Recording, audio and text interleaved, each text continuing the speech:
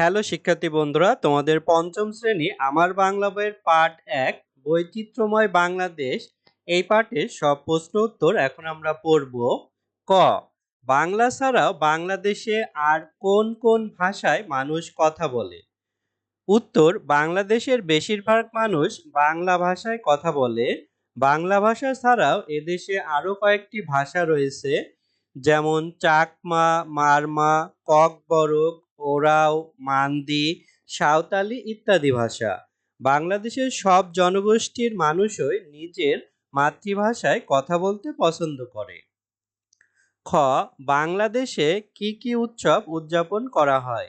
উত্তর, বাংলাদেশে রয়েছে উৎসবের বৈচিত্র্য। মুসলমানদের প্রধান ধর্মীয় উৎসব ঈদুল ফিতর ও ঈদুল আজহা। হিন্দুদের প্রধান ধর্মীয় উৎসব দুর্গা পূজা, বৌদ্ধদের বুদ্ধ পূর্ণিমা ও খ্রিস্টানদের বড়দিন।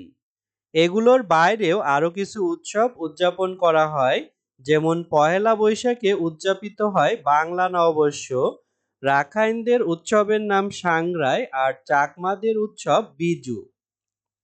গ, সড়ক, নদী ও আকাশপথে কি কি বাহন দেখা যায়?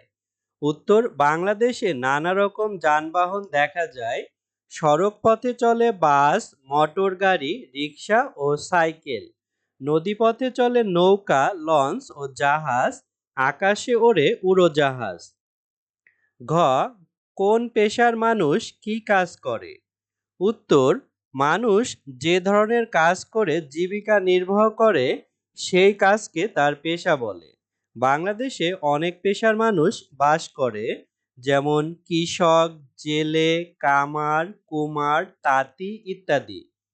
ফসলের মাঠে কৃষক লাঙল বা ট্রাক্টর দিয়ে চাষ করেন, জেলেরা জাল দিয়ে মাছ ধরেন, কামার আগুন, হাপড় আর হাতুড়ির সাহায্যে লোহার জিনিস তৈরি করেন, কুমার নরম কাদামাটি দিয়ে চাকায় ঘুরিয়ে মাটির হাঁড়ি-কুড়ি তৈরি করেন, তাঁতি কাপড় বোনেন।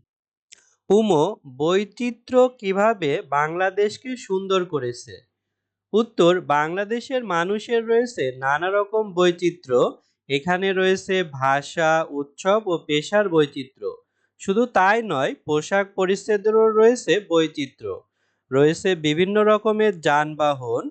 বাংলাদেশের মানুষের চেহারা আর শারীরিক গঠনেও রয়েছে বৈচিত্র্য।